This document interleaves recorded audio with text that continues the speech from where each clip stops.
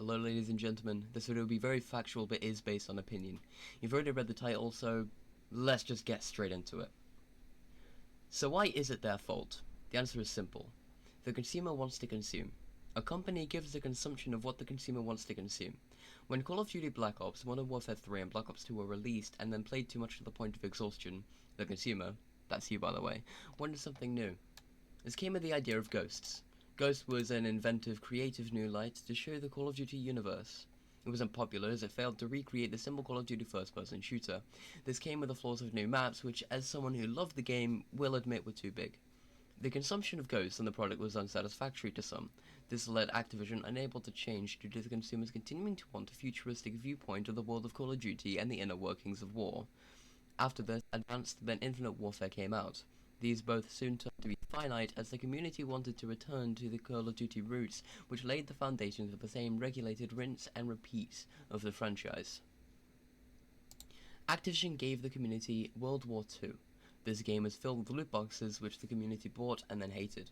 Loot boxes have always been a part of the game. Overwatch, for example, has had loot boxes since its release, and while most slot machine-like RNG virtual boxes give merely cosmetic gear, sometimes, like Star Wars Battlefront 2, gave the high ground to those who paid with the fact of star cards. Aside from this fact, let's change the subject a little bit. Destiny. Destiny originally began as a passion project from Bungie, which was overtaken by Vanity, Activision's vanity of gold chains and the younglings that was spared by Anakin. The original game of Destiny was beautifully designed. It had everything that the game needed. It was a looter shooter, and in hindsight maybe they should have taken a bit more inspiration from Borderlands. The gameplay was a repetitive grind to be the best and to have the highest level. The gunplay was alright for a 2014 Space Guardian who just got revived and reborn. Activision happily hid behind the great reputation Bungie built and had stood upon by the Halo franchise. Using that as a diving board, Activision dove into Step 1. As far as my research prevails, there is 4 expansion packs. These added new locations which were basically the game and new weapons which you already paid for with the game. Activision milked the consumer till their cards coughed dust of how empty they were by bringing in these DLCs which were actually updates just for the game itself. This brought on to the fact that you were unable to continue the story, continue the game, or even raise your level without paying a little fee for the game that you had bought. A few years later, Bungie released Destiny 2, a game, like many others, I bought, only for it to become free and have microtransactions. With the new Witch Queen expansion that just came out, there is now a grand total of 7 pieces of content which should have been in the game that you paid for, not split into pieces later released. This is worse than Johnny Silverhand and his breathtaking typos. The consumer is right in some cases though. This case is GTA Online. Yes, that GTA Online that Rockstar inevitably failed. The demographic changed from maturity to immaturity in the form of in-game credit cards paid for with real credit cards, sporting 8 years of buy it now because it looks cool. The introduction of futuristic and possibly stolen vehicles from other franchises made the younger players, mainly those with fake age settings getting GTA for free in 2020, want and then get the new heavily advertised cars, bikes and illegal technology. This created a millennial's new need for everything that comes from previous past era of entertainment. Rockstar recently announced a GTA Plus, and no, it's not a show featuring a masked bounty hunter saving a green alien. It is a subscription for a game that you had paid for. It's been 9 years. Any chance of a new map? Fortnite even gave a new map after only a year. Segueing from this fact, the first-person shooter perspective gives Far Cry. You, the consumer, loved Far Cry 3. It was a revolutionary standpoint for the gaming industry.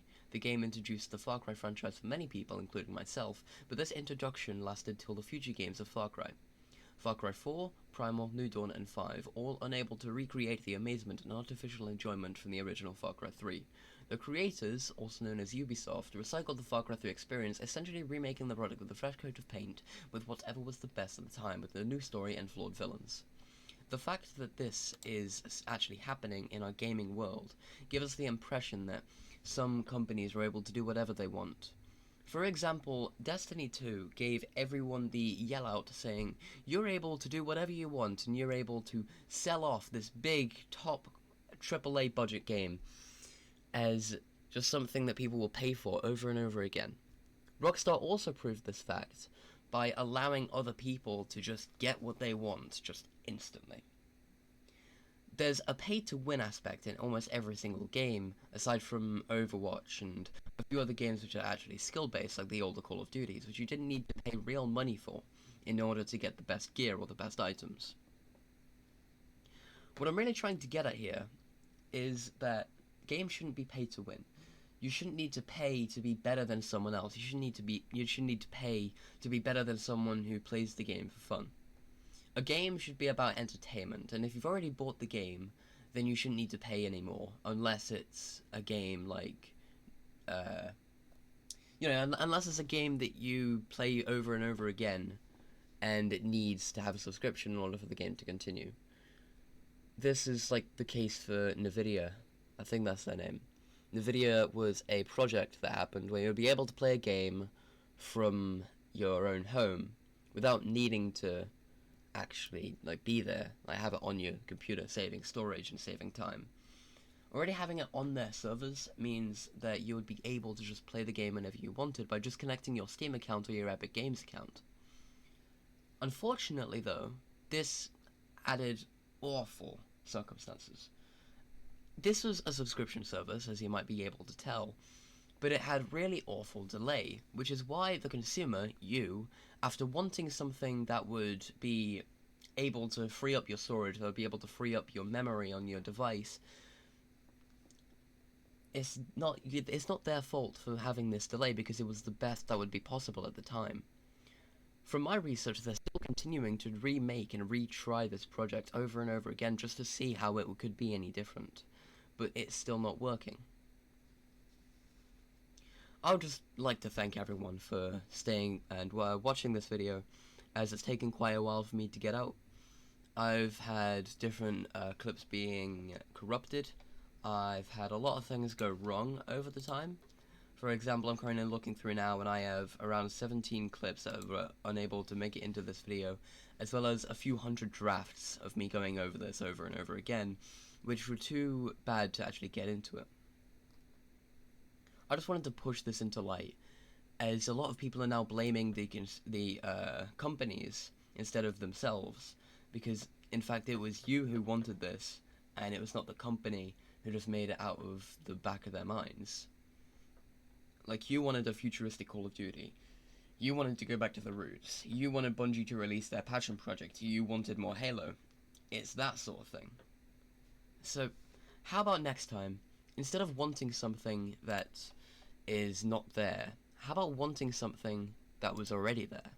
How about letting the creators have some of their own image in it? Just think about that for the time being. And for the other time being, please do go below there and smash that subscribe button, because currently there's only 20 subscribers, and according to YouTube analytics, there's only a few of you that subscribe, So just go over there, it's free. You can always change your mind later. I don't really care if you do it or not. Honestly, if you guys don't want to subscribe, you don't need to subscribe, okay? I'm not gonna force you to it. However, if you do want to, there's always that red button there. Then again, there's always that other part where you can there's always a like button and comment section. And